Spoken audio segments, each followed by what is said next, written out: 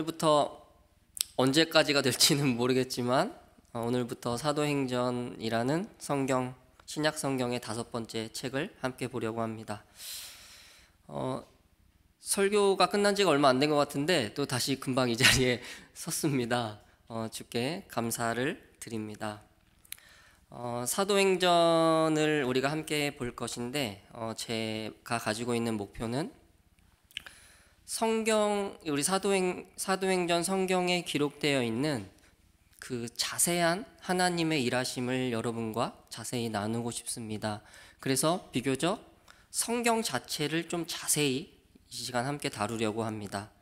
그것은 어떤 우리가 성경적 지식을 많이 얻고자 하는 것이 아니고 사도행전에 나타난 일하시는 그 하나님이, 동일한 그 하나님이 우리의 삶과 이 교회를 여전히 이끌어 가시기 때문입니다. 그래서 성경 말씀에 나와 있는 주님을 깊이 먼저 나누고 동시에 그 하나님이 우리를 어떻게 일하고 계시는지, 교회를 어떻게 이끌어가고 계시는지 우리의 현실과 우리의 삶에 대해서도 깊이 함께 나누어 보려고 합니다. 무엇보다 이 시간들이 주께 사용하여 주시기를, 또 잘 준비해 되기를 성도님들이 기도해 주시기를 부탁드립니다. 책으로 들어가 보겠습니다. 사도행전입니다. 이 사도행전은 앞에 4권의 복음서가 있습니다. 그죠? 마태, 마가, 누가, 요한 복음이라는 복음서가 있고 신약 성경에, 그리고 사도행전 뒤로는 22권의 교회에 쓰고 있는 편지들이 있습니다. 그런데 이 사도행전이 정확히 딱 이 중간에 위치합니다. 그래서 이 앞에 4권의 복음서와 뒤에 22권의 교회들의 편지를 다리 역할을 하며 이 둘을 귀중하게 연결을 해주고 있는 책입니다. 만약에 우리 신약 성경에 사도행전이 없었다면 우리는 예수님이 하늘에 오르신 그 이후에 어떻게 복음이 전파됐는지 알 길이 없습니다. 어떻게 교회가 생겨났는지, 그리고 또 뒤에 있는 사도들의 편지들이 어떠한 상황에서 어떠한 정황으로 왜 이런 편지들이 쓰였고 이들은 이 편지를 어떻게 받았는지, 이런 자세한 내막들을 알 수가 없습니다. 그런데 다행히 주님은 사도행전을 통하여 이 모든 것들을 담아두고 계십니다. 그래서 사도행전이 굉장히 귀중한 책임을 먼저 시작하기 전에 말씀을 드립니다. 사도행전은 흔히들 역사서 이렇게 많이들 말합니다. 그러니까 교회 그리고 하나님이 인도하신 이 역사가 자세히 기록되어 있다는 책입니다. 그런데 이 사도행전은 역사서이기도 하지만 동시에 어떤 특정한 인물에게 쓰여진, 보내진 편지이자 글입니다. 여러분이 누군가에게 글을 쓰거나 누군가에게 편지를 보낸다고 생각해 봅시다. 제일 먼저 무엇을 쓸까요? 편지 제일 위에 누구누구에게 보통 이렇게 쓰죠. 우리 김전도사님이 쓰신다면 사랑하는 항연에게 이렇게 쓰시겠죠? 네, 목소리가 조금 작습니다. 우리 김승원 집사님 쓰신다면 우리 사랑하는 우리 미성에게 이렇게 쓰실 것입니다. 그렇죠? 그리고 이게 누구에게 쓴 다음에 그 다음에는 내가 이것을 왜 쓰고 있느냐, 이렇게 보통 그 글을 쓴, 그 편지를 쓰는 기록 목적을 적게 될 것입니다. 이 사도행전도 동일합니다. 우리 맨 앞에를 봐볼까요?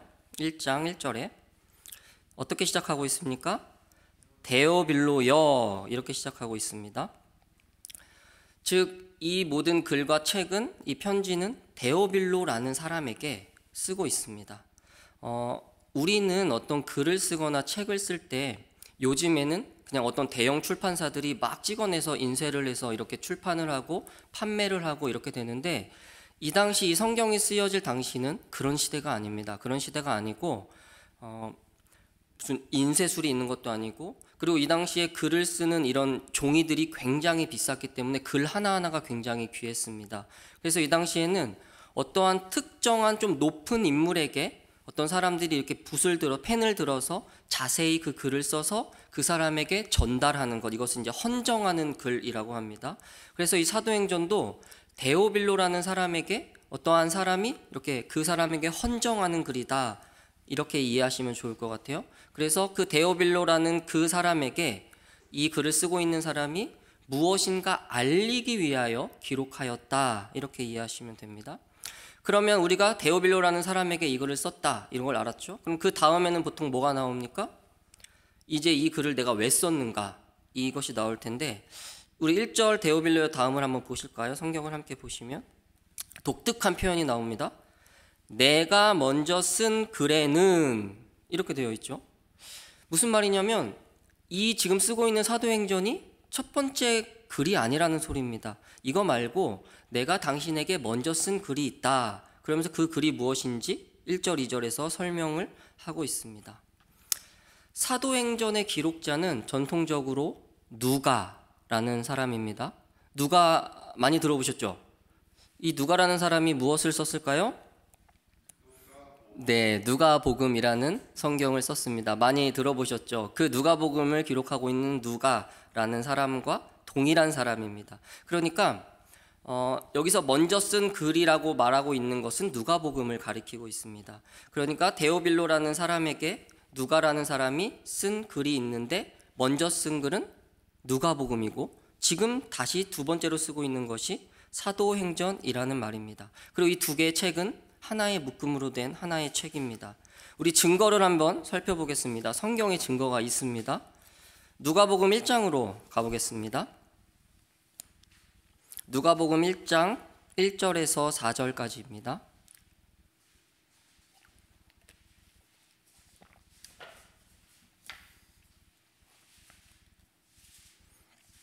누가복음 1장 1절에서 4절까지 우리 함께 읽어볼까요? 한 목소리로 읽어보겠습니다. 시작. 우리 중에 이루어진 사실에 대하여 처음부터 목격자와 말씀에 일꾼된 자들이 전하여 준 그대로 내력을 저술하려고 붓을 든 사람이 많은지라. 그 모든 일을 근원부터 자세히 미루어 살핀 나도 데오빌로 각하에게 차례대로 써 보내는 것이 좋은 줄 알았노니 이는 각하가 알고 있는 바를 더 확실하게 하려 함이라. 우리 방금 전에 사도행전에서 읽은 것과 동일한 인물이 나옵니다. 3절에 뭐라고 되어 있죠? 데오빌로 각하에게, 정확히 동일한 인물입니다. 그러니까 데오빌로 각하에게 첫 번째로 쓴 게 누가복음이고 두 번째로 쓴 게 사도행전이라는 것입니다. 근데 좀 다른 표현이 있죠. 각하라는 말이 들어가 있습니다. 누가복음에는. 이 각하라는 말은 이 당시에 신분이 높은, 흔히 로마 총독 정도 되는 사람에게 붙였던 말입니다. 그리고 데오빌로라는 뜻은 어떤 사람 이름을 자체를 말하지 않고 이 뜻이 하나님을 사랑하는 자, 하나님의 사랑을 받는 자, 이런 의미가 있습니다. 그러니까 우리가 데오빌로라는 사람은 정확히 누군지는 모르지만 당시에 높은 사회적 지위를 가졌지만 동시에 예수님의 복음을 듣고 예수님을 알게 된 사람, 하나님의 사랑을 받고 있는 사람, 이런 사람입니다. 그리고 1절부터 4절까지 이 기록 목적이 자세히 나와 있죠. 뭐냐면 이 당시에 많은 그 주의 제자들이 예수 그리스도의 복음을 근원부터, 처음 시작부터 지금까지 자세히 그 내력을 기록하려고 많은 사람들이 붓을 들었다. 나도, 이 누가라는 사람 나도 그 일을 하기 위하여 이 글을 쓰면서 데오빌로라는 당신에게 차례대로 써보내고 있는 게 좋겠다라는 생각이 들었다. 그 목적은 무엇입니까? 4절에 그것은 각하가 알고 있는 바를 뭐라고 되어 있습니까? 더 확실하게 알게 하려 함이라. 그러니까 누가복음과 사도행전의 기록 목적은 예수님에 대하여 그거를 읽는 사람이 더 확실하게 주님을 알게 하기 위해서 이것을 기록하고 있다는 것입니다. 그래서 차례대로 쓴 책이 있는데 첫 번째는 누가복음이고 두 번째는 사도행전이다, 이것입니다. 우리 다시 사도행전으로 가보겠습니다. 그렇다면 이 누가복음과 사도행전 두 책을 나누고 있는 기준은 무엇일까요? 우리 사도행전 1절과 2절에 보면 자세히 나오는데 보시죠. 쭉 눈으로 한번 보시면서 가보겠습니다. 그가 택하신 사도들에게 성령으로 명하시고, 어디까지 기록하고 있다고 되어 있습니까? 승천하신 날까지. 그러니까 먼저 쓴 누가복음은 예수님의 복음의 시작부터 어디까지? 승천까지. 그리고 사도행전은 승천부터 그 이유를 기록하고 있다는 말입니다. 그러니까 누가복음과 사도행전을 나누는 중심에는, 사건에는 무엇이 있다? 승천. 예수님이 하늘에 오르신 것을 두고 이 두 책이 구분되고 있다는 말입니다. 자, 다시 정리해 보겠습니다. 사도행전은 누가라는 사람이 기록한 두 번째 책입니다. 그렇죠? 그리고 이 누가복음과 사도행전은 예수님의 복음을 자세히 기록해서 이것을 보고 읽는 사람들이 주님을 확실하게 알게 하는 것이 목적이다. 그리고 사도행전은 누가복음에 이어서 승천, 예수님이 하늘에 오르신 이후부터가 기록되어 있는 책이다. 이렇게 정리하면 되겠습니다. 자, 여기까지 정리하시고 우리 3절을 함께 보겠습니다. 누가라는 이 기록한 사람은 사도행전 도입부에 어떤 한 가지 특정한 시점을 더욱 강조하고 있습니다. 그것은 무엇이냐면 3절에 보시면 그가 고단받은 후에 또한 그가 그들에게 확실한 많은 증거로 친히 살아계심을 나타내사 며칠 동안? 40일 동안 그들에게 보이시며 하나님 나라의 일을 말씀하시니라. 그러니까 사도행전 도입부에 누가가 특별히 강조하고 있는 것은 예수님 십자가에서 죽으시고 부활하신 다음부터 언제까지? 승천까지 이 기간이 40일입니다. 이 기간을 특별히 사도행전 도입부에 강조하고 있습니다. 예수님이 이제는 십자가에서 부활하시고 나서 하늘로 오르시기까지의 기간인 40일. 우리는 이 40일을 흔히 많이 간과합니다. 그냥 부활하시고 바로 승천하셨다고 많이 생각하는데 예수님은 이 40일이라는 시간 동안 이 땅에서 마지막 자신의 과업을 수행하셨습니다. 만약에 여러분이 하나님을 만나러 이제 내가 가는데 그 시간이 이제 40일이 남았다. 그 40일 동안 여러분은 무엇을 하실까요? 40일이 그렇게 짧지는 않은 시간인데 그렇다고 되게 그렇게 긴 시간도 아니죠. 한 달하고 10일입니다. 40일이 내 인생에 남았다면 막 이렇게 일 다니시는 분은 없겠죠. 그동안 내가 못했던 것 하지 않을까요? 그리고 내가 잘 못 맡았던 사람들, 그리고 내 삶을 잘 마무리하면서 사람들에게 작별하면서 내 자녀들이 있다면 자녀들에게 당부할 이야기들, 내 헤어질 사람들이 있다면 그 사람에게 나아가서 진솔한 대화들, 그런 것들을 많이 해가겠죠. 즉, 내 인생의 마지막 40일이 남았다면 허투루 쓰지는 않을 겁니다. 그죠? 가장 중요한 일을 할 것입니다.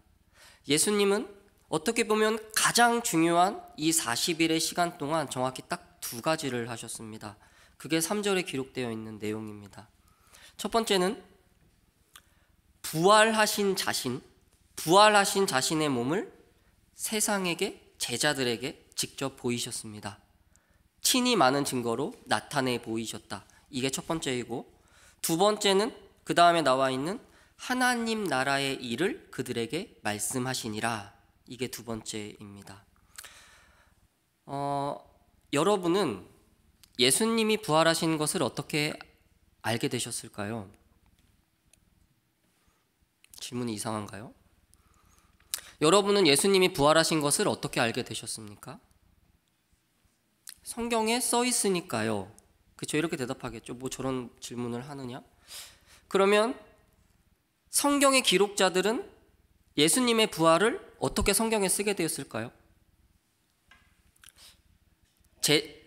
제자들이 잘 관찰했기 때문에, 그죠?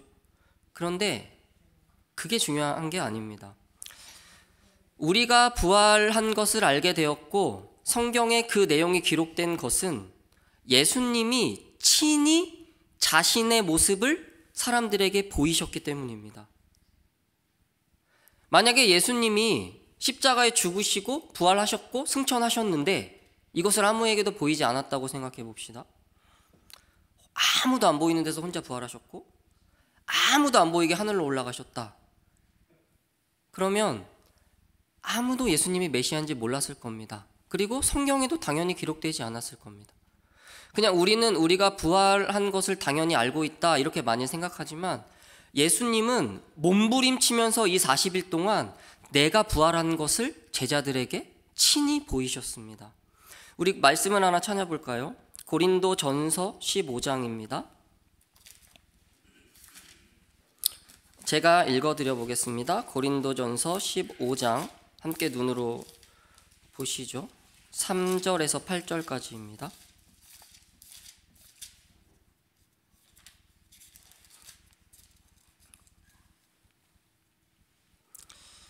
내가 받은 것을 먼저 너희에게 전하노니 이는 성경대로 그리스도께서 우리 죄를 위하여 죽으시고 장사 지낸 바 되셨다가 성경대로 사흘 만에 다시 살아나사 게바에게 보이시고 후에 12 제자에게와 그 후에 500여 형제에게 일시에 보이셨나니 그 중에 지금까지 대다수는 살아있고 어떤 사람은 잠들었으며 그 후에 야고보에게 보이셨으며 그 후에 모든 사도에게와 맨 나중에 만삭되지 못하여 난 자 같은 내게도 보이셨느니라.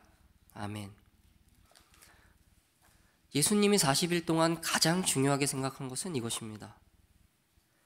부활한 자신이 메시아임을 자신의 제자들에게 보이는 것.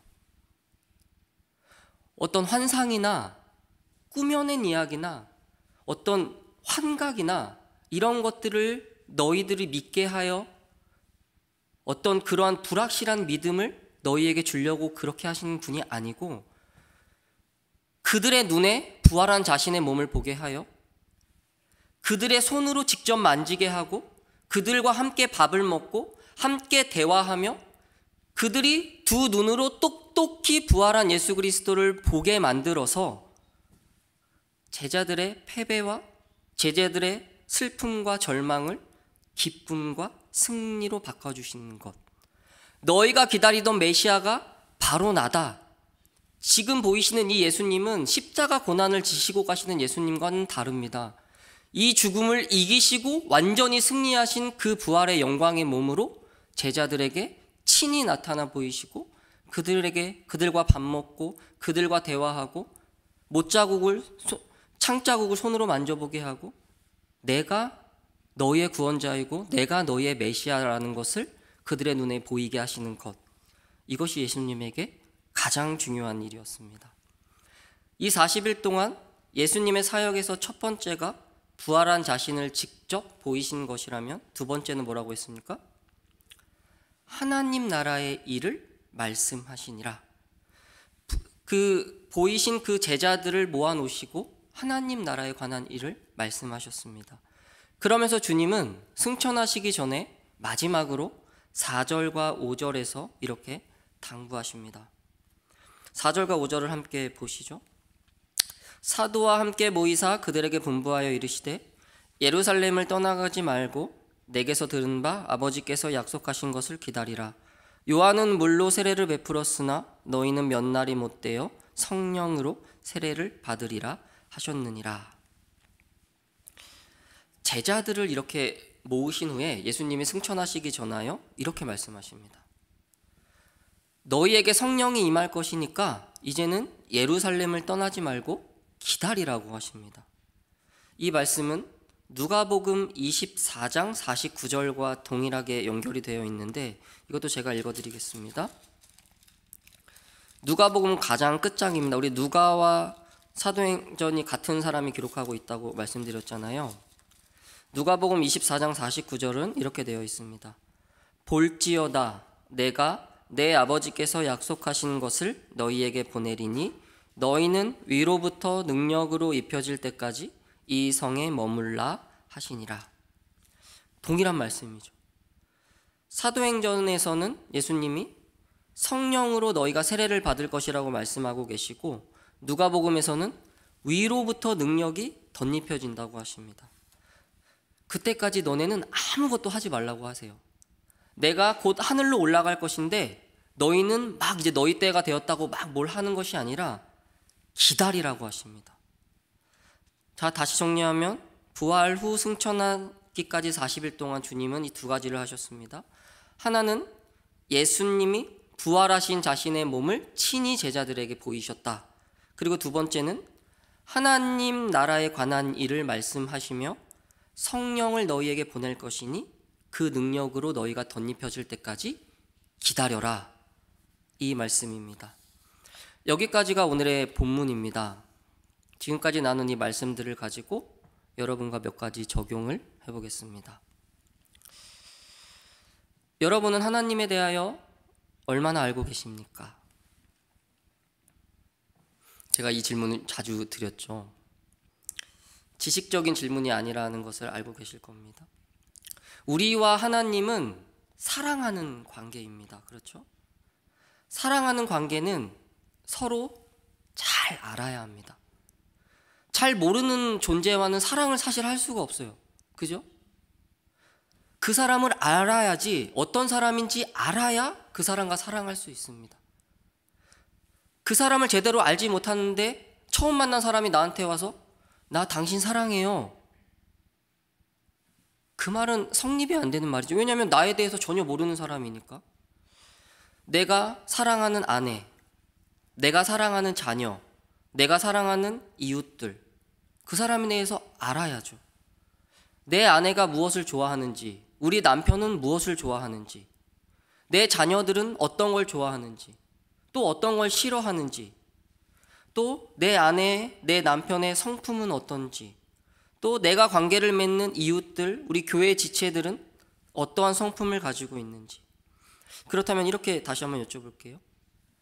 여러분은 여러분의 영원한 사랑의 대상인 우리 하나님을 무엇을 통하여 알아가고 계십니까? 사도행전의 기록 목적이 무엇이라고 말씀드렸죠? 예수님의 복음을 근원부터 기록해서 더욱 자세히 알게 하려 함이라. 너희가 알고 있는 바를 더욱 확실하게 알려 함이라. 우리가 하나님에 대하여 확실하게 알 수 있는 방법은 이거 하나뿐입니다. 성경을 통하여 주님을 알아가십시오. 성경은 소설책이 아니고 성경은 어디 멀리 떨어져 있는 것을 기록하고 있는 말씀이 아닙니다. 저와 여러분을 사랑하셔서 특별히 하나님이 자기 자신을 여기에 기록하여 여러분에게 선물로 주신 가장 이 세상에서 귀한 책이고 신학적으로는 특별 은총이라는 말을 사용하여 여러분에게 성경을 주셨다고 말씀하고 있습니다. 옛날 시대에는 이 성경이 기록될 당시에는 지금 같은 우리가 이런 성경책이 사람들에게 없었습니다. 이 당시 성경은 어떻게 있었을까요? 또 이 양피지라고 동물 가죽에다가 이렇게 글을 씁니다. 그리고 교회마다 성경책이 한 권 이렇게 권으로 있는 것도 아니고 어떤 사도들이 쓴 편지 한 장 있을까 말까? 그것이 있다면 여러 교회 지도자들이 그 교회에 방문해서 이렇게 돌려보고 그랬던 시대입니다. 이 당시 성도들의 소원은 뭐였을까요? 나도 저것 좀 보고 싶다. 나도 저것 좀 읽어보고 싶다. 나도 저 글에 담긴 하나님을 직접 좀 만나보고 싶다. 또 이 당시에는 많은 사람들이 글을 또 잘 몰랐겠죠. 그런데 요즘 시대는 어떻습니까? 성경의 홍수의 시대입니다. 저희 집에서 제가 세어보니까 저희 집에도 여러 권이 있어요. 막 버전마다 여러 권이 있고. 여러분은 어떠십니까? 우리 교회도 얼마 전에 이제 많이 비치해놨죠. 뭐 차에도 한두 권씩 있으신 분들도 계실 거고. 하나님이 여러분에게, 여러분 개개인에게 나는 이런 존재이다라고 선물로 성경을 이 시대에는 주셨습니다. 만약에 이 초대교회 당시의 사람들이 뭐 그럴 수는 없지만 요즘 시대를 이렇게 보게 된다면 이 성경 한 권이 각자 개개인에게 너무나 자유롭게 이렇게 있는 것들을 보고 진심으로 놀라 자빠질 것입니다. 또 핸드폰에 성경이 들어가 있죠. 또 듣는 성경도 있죠. 이 말은 우리가 어느 곳에 있든지 하나님을 만날 수 있다는 말입니다. 이동 중에도 하나님을 만날 수 있고, 집에서 말씀을 통하여, 성경을 통하여 언제든지 주님을 만나고 사랑할 수 있다는 것입니다. 성경을 통하여 주님을 만나십시오. 목사님의 설교는 모든 본문을 다 말씀을 전할 수 없습니다. 그런데 하나님은 모든 성경을 여러분 한 명에게 다 주셨습니다. 그 말은 주님 존재 자체의 전부 다를 여러분에게 직접 주셨다는 말이고, 여러분은 말씀을 통하여 주님에게 바로 직접 갈 수 있다는 말입니다. 매일 성경을 통하여 주님을 만나시기를 소망합니다. 우리 권사님들 성경을 굉장히 사실 많이 읽으세요. 그렇죠? 제가 주보를 보면은 깜짝깜짝 놀라면 누가 막 몇백 장 읽으시고. 근데 사실 성경을 많이 읽는 것보다 더 중요한 것은 뭐냐면 구절구절에 나와 있는 세밀한 하나님을 만나는 것입니다.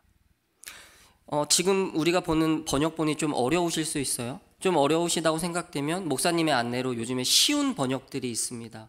그런 쉬운 번역들을 가지고 조금 더 세밀하게 하나님을 만나시길 바랍니다. 이것이 첫 번째, 말씀을 통하여 주님을 알아가는 이 첫 번째 적용이라면, 두 번째 적용을 해보겠습니다. 우리 4절을 함께 보실까요? 4절의 시작이 이렇게 되어 있습니다. 사도와 함께 모이사. 우리 함께 따라 해볼까요? 시작. 사도와 함께 모이사. 8글자입니다. 사도와 함께 모이사. 뭐 사도와 함께 모였나 보다. 그죠? 별거 아닌 이 8글자 같은데 여기에 무슨 적용점이 있겠느냐? 그런데 성도 여러분, 이 8글자가 그렇지가 않습니다. 이 사도들이라는 이 예수님의 제자들인데, 이 사람들은 예수님이 십자가에 달리신 후에 어떻게 되었을까요? 다 흩어졌습니다. 모든 사람이 다 흩어졌어요. 다 세상으로 돌아갔습니다. 완전히 다 뿔뿔이 흩어졌던 사람들입니다. 이들이 사도행전 1장 4절에 가면 예수님과 함께 예수님이 사도들과 함께 모이사라는 말입니다. 이것이 얼마나 큰 기적인지 혹시 보이실까요? 베드로는 예수 그리스도가 십자가에 달리실 때 3번 부인하고 돌아갔죠, 세상으로. 나는 어부가 될 거야. 각자의 살 길을 찾아간 제자들입니다. 에이, 메시아가 아니었나 봐. 예수님이 그냥 죽어버렸네. 마치 전쟁에서 진 패잔병들처럼 터벅터벅 흩어지지 않았을까요? 분명히 예수님과 한 3년 동안 내 인생이 바뀐 것 같았는데, 분명히 뭔가 내 안에서 빛나는 것 같았는데 아무것도 아니었구나. 맥없이 우리의 스승이신 저분이 십자가에 달려 생을 마감하셨구나. 이들은 얼마나 낙심했을까요? 다시 예전의 삶으로 돌아가면서 이들은 얼마나 비참했을까요? 그럼 그렇지. 하찮은 우리의 인생이 그러면 그렇지. 우리가 무슨 소망이 있겠니? 우리가 무슨 하나님 나라이고, 우리가 무슨, 그러면 그렇지. 고기나 잡으러 가자. 이 세상 그냥 겨우겨우 입에 풀칠하면서 살자. 우리가 무슨 하나님 나라냐? 우리가 무슨. 그런데 그들에게 예수님은 가장 먼저 하신 일이 뭐라고 했습니까? 부활하신 몸을 입고 그들에게 찾아가신 겁니다. 그리고 흩어진 그들을 하나로 모으셨습니다. 사도와 함께 모이사. 이 8글자의 의미입니다. 이들은 왜 다시 모였을까요? 예수님이 부활하셨기 때문입니다. 이들은 왜 다시 모였을까요? 그분이 메시아이기 때문이고, 그분이 죽음에서 승리하셨기 때문이고, 그들이 모시던 스승이 이 세상을 구원할 진정한 구원자이시고 진정한 메시아임을 알았기 때문입니다. 말로 했으면 못 알아들었을 겁니다. 주님 부활했대. 누가 믿겠습니까? 죽은 자가 부활한 걸? 예수님은 40일 내내 이 일을 하셨습니다. 제자들에게 찾아가서 손 만져봐라. 대화하시고 밥 먹고. 어떻게 안 믿을 수가 있습니까? 부활하신 그분이 눈앞에 있는데. 이것이 이들이 모인 이유입니다. 이들이 모인 이유는 하나밖에 없습니다. 다 흩어졌던 사람들인데 이들이 다시 모인 이유는 예수 그리스도가 부활하셨기 때문입니다. 이 모임, 이것이 무엇일까요? 교회입니다. 여러분이 교회로 모인 것은 이들이 사도와 함께 모이사 이 모임, 이 첫 모임과 정확하게 지금 우리의 교회가 하나로 연결되어 있습니다. 같은 교회입니다. 우리의 삶을 한번 보십시오. 교회로 모이기 전에 어땠습니까? 세상의 폐잔병들이었죠. 우리 삶에 무슨 소망이 있었습니까? 각자 살 길을 찾아 다 떠나지 않았습니까? 사사기의 말씀처럼 우리의 소견대로 우리의 옳은 대로 다 행하면서 살지 않았습니까? 그런데 우리가 교회로 모였습니다. 그것은 주님이 부활하셨기 때문이고 그분이 여러분을 찾아오셨기 때문입니다. 우리가 교회로 모인 것이 얼마나 놀라운 기적인지를 아시기를 소망합니다.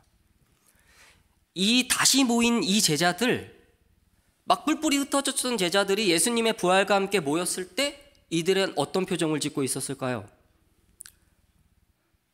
상상을 한번 해봤어요. 너무 막 기쁘지 않았을까요? 그분이 진짜였어. 우리는 가짜를 믿고 있던 게 아니고 진짜 이분이 하나님의 아들이었어. 우리가 모시던 스승이 진짜 이 세상을 구원할 그분이었어. 그리고 그분과 함께 있는 거예요. 그분의 말씀을 직접 듣고 그분과 같이 대화하고 그분과 함께 밥 먹고 그분의 입에서 하나님 나라에 관한 일을 듣고 그 교회가 지금 우리의 교회와 동일합니다. 성도 여러분, 교회로 사시기를 권면드립니다. 교회로 모인 사람들은 승리자들이 모인 겁니다. 패잔병이 아니고 개선문을 통과하는 그 군대의 승승장구, 그 승리한 전리품을 갖고 승리한 사람들이 모여가는 곳. 우리가 모시는 예수 그리스도가 진짜 이 세상의 구원자라는 것을 안 사람들의 모임. 그리고 우리는 그분이 모으셨다. 그분이 우리의 구원주다라는 고백. 그 제자들의 생생한 표정. 이 놀라운 공동체로 저와 여러분이 모였음을 기억하시기를 소망합니다. 마지막 적용점입니다. 누가복음과 사도행전을 나누는 것은 무엇이라고 했습니까? 승천이라고 했습니다. 사도행전 이후부터는 예수님의 부활의 몸은 어디에 계시냐면 하늘에 계십니다. 지금 우리가 살고 있는 이 시대 예수님의 몸은 어디 계십니까? 하늘에 계십니다. 무슨 말이냐면 사도행전 이후부터는 지금 우리가 살고 있는 이 시대와 완전히 동일합니다. 예수님은 지상의 사역을 마치시고 하늘로 오르셔서 다시 오실 때까지 거기에 계십니다. 사도행전 이후의 내용들은 동일하게 우리의 지금 이 시대와 동일합니다. 그럼 많은 사람들이 이렇게 착각합니다. 예수님은 여기 없네. 예수님은 하늘에 있네. 아, 이제는 사람이 하는 건가 보다. 예수님은 자기 일을 다 마치고 하늘로 오르셨고 이제는 우리의 역할이 있나 보다. 사도행전을 볼 때도 사도들이 하는 거네. 그러니까 이름도 사도행전이죠. 예수님은 여전히 하늘에 계신다. 이렇게 여깁니다. 그런데 이게 그렇지가 않습니다. 만약에 예수님이 하늘에 오르신 것 그리고 그 다음에 사람들의 역할이었다면 예수님은 이렇게 말씀했을 겁니다. 내가 하늘로 오를 테니까 이제는 너희가 해야 된다. 이제 너희가 세상에 나가서 주의 복음을 전해라. 이제는 너희 차례다. 이렇게 선언하시며 올라가셨을 겁니다. 그런데 그렇지가 않죠? 우리 마지막에 뭐라고 당부하셨다고 말씀드렸습니까? 성령이 너희에게 임할 때까지 기다려라 라고 말씀하십니다. 사도행전은 수많은 기적들이 나옵니다. 안진뱅이가 살아나고, 예수님이 하는 게 아닙니다. 사도들이 합니다. 죽은 자가 살아나고, 병자를 일으키고, 어떠한 박해에도 담대하고, 사실 우리의 지금 신앙의 수준과는 너무나 차이가 있습니다. 그것이 사실입니다. 순교당하고 박해하는데, 수많은 사람들이 서로 재산을 통용하는데 놀라운 교회의 모습들이 사도행전에서 펼쳐집니다. 이 모든 일들을 사람이 했다고 하면 우리와의 간극이 너무나 큽니다. 그런데 성도 여러분, 사람이 하는 것이 아닙니다. 누가 하시는 일입니까? 주께서 보내주신 성령 하나님이 이루시는 역사입니다. 그래서 사도행전의 또 다른 이름은 사도들의 행적을 넘어서 예수님이 천상에 오르셔서 하신 사역이자 우리에게 보내신 성령 하나님의 사역을 기록한 책입니다. 그렇기 때문에 사도행전은 동시에 성령행전이라고 합니다. 말씀을 보시며 사람을 보지 마십시오. 하나님을 보시고 성령님을 보십시오. 제자들이 막 나가고 싶지 않았을까요? 이제 우리 차례다. 우리 막 이제 예수님처럼 기적을 행해보자. 우리 이제 무엇을 해보자. 무슨 사역을 해보자. 무슨 목회를 해보자. 무슨 구제를 해보자. 막 이렇게 불타지 않았을까요? 그런데 주님은 이렇게 당부하고 가십니다. 기다려라. 내 영이 너희에게 임하기 전까지 너희는 아무것도 하지 못하는 존재라고 하십니다. 너희가 하는 게 아니다. 내가 하는 것이다 라고 주님은 말씀하십니다. 저는 이 말씀이 굉장히 위로가 되었습니다. 성도 여러분, 이 세상을 사시면서 어떠십니까? 우리는 우리 힘으로 해야 된다고 생각할 때가 참 많이 있습니다. 목회도 그렇고, 선교도, 전도도, 구제도, 봉사도, 가정일들도, 직장일들도, 또 우리가 사람들과의 맺는 모든 관계들도 우리가 무엇을 해야 한다고 여기고 또 우리 스스로 할 수 있다고 여깁니다. 그렇기 때문에 자주 낙심하고 힘이 듭니다. 그런데 오늘의 주의 말씀은 무엇입니까? 기다려라. 너희가 아니라 내가 한다고 하십니다. 너희에게 임한 나의 영이 너희를 도우며 너희에게 할 일을 알려줄 것이며 하늘로 오는 그 능력이 너희에게 덧입혀질 것이라고 말씀하십니다. 우리가 우리 힘으로 한다고 여길 때는 힘이 듭니다. 그러나 주님은 힘이 들지 않습니다. 그리고 우리에게 줄 그 힘은 주께서 친히 공급하고 계십니다. 우리가 우리 힘으로 우리 스스로 애써서 무엇을 한다고 할 때는 언제나 어렵습니다. 그런데 주님에게는 어려움이 없습니다. 여러분의 가정생활 어떠십니까? 여러분의 직장생활, 여러분의 신앙생활 어떠십니까? 나 혼자 한다고 생각할 때는 언제나 힘이 드실 겁니다. 그러나 주님은 분명히 말씀하고 있습니다. 너희는 위로부터 내가 너희에게 준 능력으로 덧입혀진 사람들이다. 주님을 믿는다는 말은 이미 주님의 영이신 성령 하나님이 우리와 함께하고 계시다는 말입니다. 성령으로 덧입혀진 여러분의 존재를 이 시간 다시 한번 돌아보시기를 소망합니다. 우리 혼자 힘으로 하는 건 아닙니다. 우리 혼자 힘으로 사역하는 것 아니고 우리 혼자 힘으로 이 세상 살아가는 것 절대 아닙니다. 우리 혼자 힘으로 예수님은 하늘에 있고 우리는 그 하늘까지 올라가기 위해 애쓰는 것 전혀 아닙니다. 주께서 자신의 영을 우리에게 보내주셨고 우리는 그분과 늘 동행함으로 그분의 도움을 받아 주님과 함께 나아가는 것, 그것이 우리의 삶입니다. 혹시 이것들을 아직 누리지 못하고 계신다면 이 시간 그 성령 하나님을 깊이 만나시기를 소망합니다.